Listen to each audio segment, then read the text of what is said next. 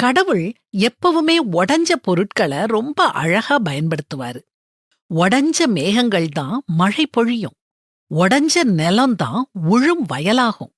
உடைஞ்ச நெல் தான் விதையாகும். உடைஞ்ச விதைகள் தான் புதிய செடிகளுக்கு வாழ்க்கை கொடுக்கும். நீங்க இப்போ உடைஞ்சு போயிருக்கீங்களா? மனசுக்குள்ள நொறுங்கி போயிருக்கீங்களா?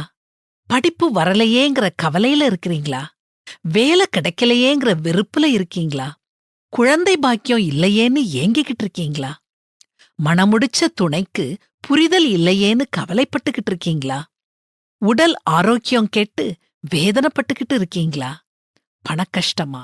வேலைப்பளுவா? பிள்ளைகள் தொல்லையா? உறவு சிக்கலா? நட்பில் உடைசலா? எந்த பிரச்சனை உங்களுக்கு இருந்தாலும் கவலைப்படாதீங்க. உடைஞ்சு நொறுங்கி போயிருக்கிற உங்கள கடவுள் பெரிய விஷயங்களுக்கு தயார்படுத்துறாருன்னு மட்டும் நம்புங்க. அது போதும். நொறுங்குண்ட இருதயமுள்ளவர்களுக்கு கர்த்தர் சமீபமாயிருந்து நறுங்குண்ட ஆவியுள்ளவர்களை ரட்சிக்கிறார்னு பைபிள்ல வாசிக்கிறோம். கஷ்டங்கள் மூலமா கடவுள் உங்கள பதப்படுத்துறாரு, பண்படுத்துறாரு. உடலையும் மனசையும் வலுவாக்குறாரு.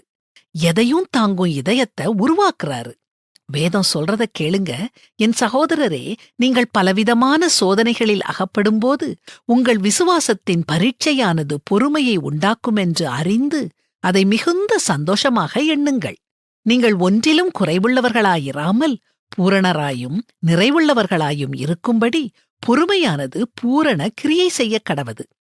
இப்போ நீங்க கஷ்டத்துல இருக்கீங்களா? கவலைப்படாதீங்க. இன்னும் கொஞ்ச நாட்கள்ல நீங்க பூரணராயும் நிறைவுள்ளவங்களாயும் ஆகப்போறீங்க.